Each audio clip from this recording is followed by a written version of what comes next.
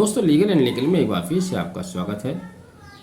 आज हम इलाहाबाद उच्च न्यायालय द्वारा सितंबर माह के प्रथम सप्ताह में लिव इन रिलेशनशिप पर दिए गए 2 निर्णयों के आधार पर चर्चा करेंगे कि क्या उच्च न्यायालय लिव इन रिलेशनशिप के मामलों में एक राय नहीं है, क्या वहां पर कोई कन्फ्यूजन की स्थिति बनी हुई है, क्या सुप्रीम कोर्ट द्वारा दिए गए निर्णयों से वह पूरी तरह सहमत नहीं है, सुप्रीम कोर्ट के जो निर्णय आए हैं लिव इन रिलेशनशिप को लेकर उससे वे पूरी तरह इत्तेफाक नहीं रखते।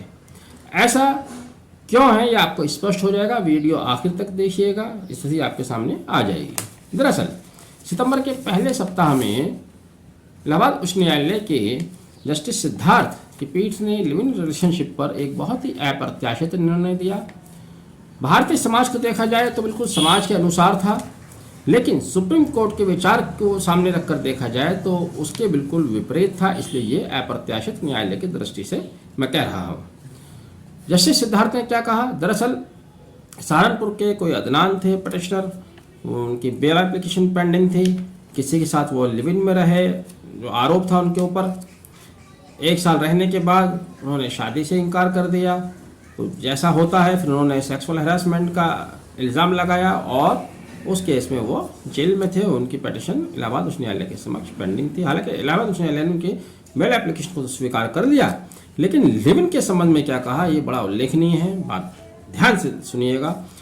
जस्टिस सिद्धार्थ ने कहा कि भारत में विवाह की संस्था को नष्ट करने के लिए एक व्यवस्थित डिजाइन काम कर रहा है। उन्होंने आगे कहा, विवाह के उद्देश्य को अंडरलाइन करते हुए कहा कि जो सामाजिक सुरक्षा, स्वीकृति, स्थिरता विवाह प्रदान करता है वो लिव इन प्रदान नहीं कर सकती। आगे उन्होंने अपने निर्णय में यह भी कहा कि विवाह जब जो लोग लिव इन रिलेशनशिप में रहते हैं, जब वो इन रिश्तों से बाहर आते हैं तो अक्सर लोग आत्महत्या कर लिया करते हैं। और भी ज़्यादा सख्त अल्फाज इस्तेमाल करते हुए उन्होंने कहा कि यह ब्रिटिश कालीन अवधारणा है जो कि स्थिर व स्वस्थ समाज की पहचान के लिए मान्य नहीं मानी जा सकती। उन्होंने तो इसको जानवरों जैसा व्यवहार भी कहा और यह भी कहा कि हर सीजन में पार्टनर बदलना ये ब्रिटिश व्यवस्था है या उनका कल्चर है, हमारे समाज में इसके लिए कोई स्थान नहीं है। ये था जस्टिस सिद्धार्थ का ऑब्जर्वेशन या उन्होंने जो कहा। अब उसके 2 दिन बाद एक और निर्णय आता है जहां पर हालांकि ये मामला विपरीत है, लिव इन का ही है। यहाँ पर ये प्रोटेक्शन के लिए जाते हैं, या पेयर प्रोटेक्शन के लिए गया। इंटर रिलीजन इनका आपस में रिलेशनशिप है, दोनों अलग अलग धर्मों के मानने वाले हैं। ठाकुर सुरेंद्र सिंह जस्टिस हैं, इनकी बेंच के सामने निर्णय लाया गया। वहां उन्होंने गौतम बुद्ध नगर पुलिस को आदेश जारी किया कि वह इस जोड़े को सुरक्षा प्रदान करे, कोई भी इनके पीसफुल रहने में बाधा उत्पन्न नहीं कर सकता, यहाँ तक कि उनके माता पिता भी उनमें बाधा उत्पन्न नहीं कर सकते।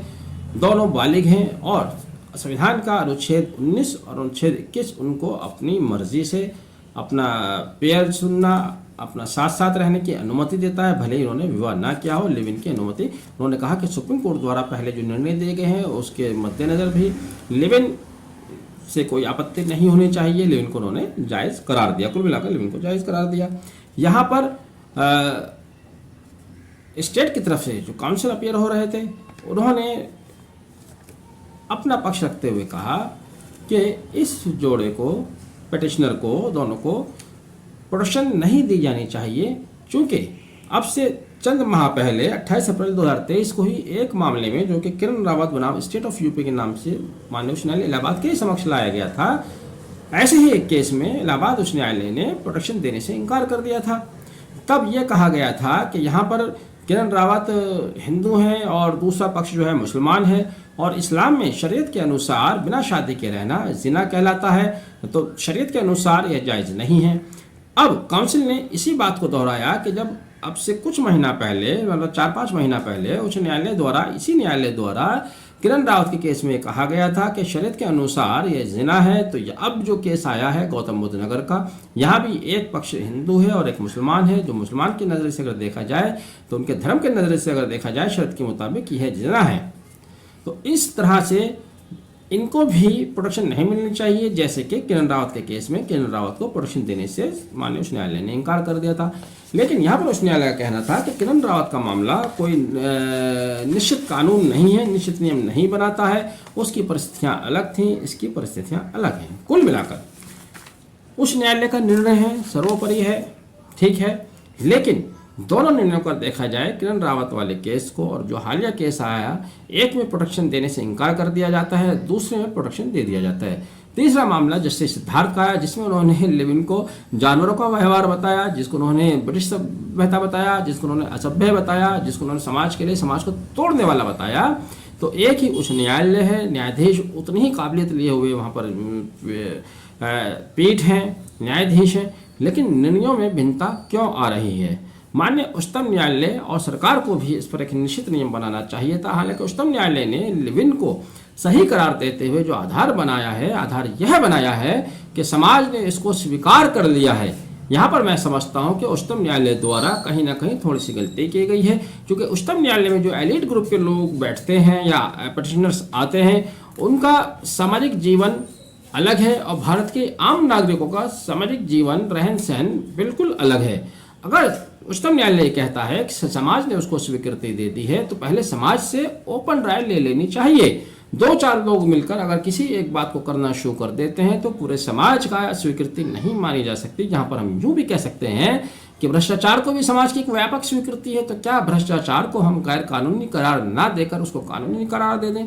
तो जो चीजें सामाजिक धार्मिक स्तर पर गलत है, उनको गलत ही रहना चाहिए, भले ही कुछ लोग उसको मान्यता देते हैं। कुछ लोगों की मान्यता देने से वो चीज़ें सही नहीं हो जाती हैं। उस पर भी सरकार को या एक व्यापक सर्वे कराना चाहिए, उसके बाद ये तय करना चाहिए था कि समाज ने उसको कितनी स्वीकृति दी है। बहरहाल एक कन्फ्यूजन यहाँ पर नजर आता है उच्च न्यायालय को लेकर कि उच्च न्यायालय के एक न्यायाधीश कुछ और निर्णय देते हैं, दूसरे कुछ और देते हैं, तीसरे कुछ और दे रहे हैं। तो इस पर एक निश्चित कानून, निश्चित गाइडलाइन आना चाहिए। हालांकि गाइडलाइन और कानून वही आना चाहिए जो समाज सम्मत हो, भारतीय समाज के अनुसार हो। आपने वीडियो आखिर तक देखा, मैं उम्मीद करता हूँ वीडियो आपको पसंद आया होगा। पसंद आया तो आगे शेयर भी कीजिएगा, चैनल सब्सक्राइब जरूर कीजिएगा अगर तक सब्सक्राइब नहीं किया। वीडियो आखिर तक देखने के लिए बहुत बहुत धन्यवाद। Thank you, have a nice day.